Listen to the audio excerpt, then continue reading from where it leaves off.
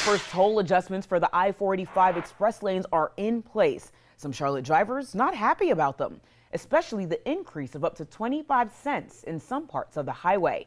WBTV's Forrest Tucker has reported on these tolls before, and he joins us now live in Charlotte. And Forrest, you've got some answers about why the price of saving time is going up. John, Siobhan, I read through all 16 pages of these new updated tolls on I-485 to let you all know exactly where you're going to be paying these tolls that are increased and also when. The NC Turnpike Authority sets the tolls and says that the increases are going to be along the busy stretches of the highway during rush hours. I'm not super excited about it. I commute every day on 485. I definitely don't want to see an increase in price because I just don't see it being used. It sounds small, but it would add up. It's going to help some folks, but it's going to harm some folks. Charlotte drivers we talked to aren't sold on an increase in toll prices along I-485, which will start to take place during morning and evening rush hours from Tuesday to Thursday. From 7 a.m. to 9 a.m., drivers can expect toll increases on these 5 stretches of the I-485 inner loop.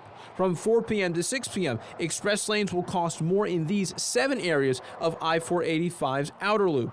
The NCTA says that months of monitoring traffic volume, speeds, and patterns has led to this change. Some areas of I-485 are going to see lower tolls for the express lanes because of lower traffic in those areas. Looking ahead, the fares will go up or down in real time depending on traffic. Any money made by the tolls goes right back into maintaining I-485, but that's not enough to convince some drivers the price is right. Well, it doesn't help traffic. I mean, sometimes you'll be stuck in traffic and you look to the left and there's nobody even taking the toll lane. I think most people would agree that they would rather just have the extra lane other than having to have one that only a few people use and pay for.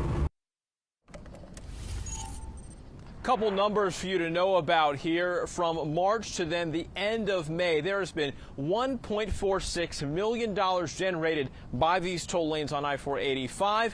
There have been 757,000 drivers who've contributed to that number.